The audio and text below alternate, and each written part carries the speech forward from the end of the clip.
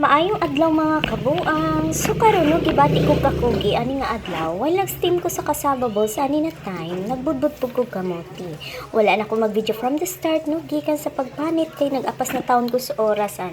Samtang na-prepare ko sa kamote, nagpalapot na ko sa gata. Ako ano siya gi-arnibal. Well, nagpa-arnibal ko, syempre, ligid na puntaan eh. Nagpatabang na ko sa ako anak. To makita ninyo sa likod, nag-prepare in town sa dahon. Ug ang kamote mga kabuang gahi, manligiron. Oy, mas gahi pa sa balanghoy. Klaro jud na dili na fresh. Kunat na siya ay, as in.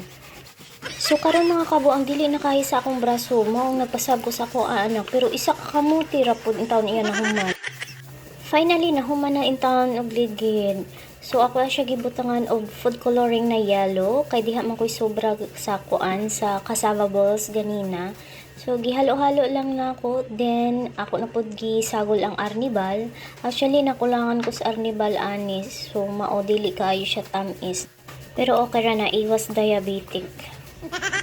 Continue gyapon ta diha sa pagbutang og arnibal. Actually, mga kabuang, first time na ako maghimo og suman nga kamote. Akong gisuway nang makuha ba to na kung sa probinsya namo nga ang suman sa na kamote didto kana medyo basa-basa lata-lata bitaw. I don't know og makuha ba ni naho. Ug karon mga kabuang, sugdanan nako ang pagputos no.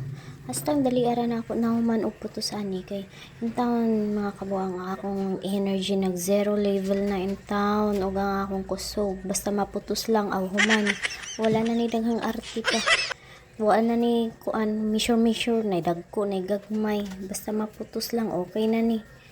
Kay kani nga time gusto na jud ko maka-relax, gusto na naho mahuman mga kabuang no mo nang akot na lang yun dali-dali ba. Pero okay pagyapon pagdali-dali kay pinaplastar man gihapon. Importante mahuman abdi ka na ko mo putos human man gani dayon di ba perfect pa kaayo pagkaputos. Mura pag expert, di ba? So human ako putos, wa pa jud ay ko mahuman mga kabuang no. Pag human og putos na ara pud di ay higot-higot. Aw higtan kay basig managan. Mulangoy-langoy unya ni sa kuan sa binukal nga tubig.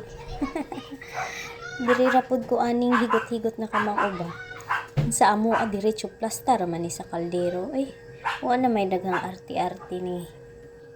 Pero seryoso mga kabuang no, ang purpose ani maong higtan ni siya ay para igbukal-bukal bitaw sa tubig, dili kayo makasud ang tubig, din dili sad siya mabungkag mo or mo open ang dahon no. Mao nay purpose nga nung higtan na siya.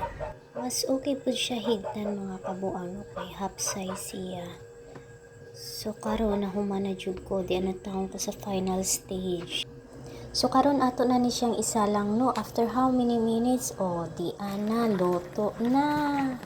Ay salamat luto na gyud. Salamat in town, maka-relax na gyud in town ko. Bye bye.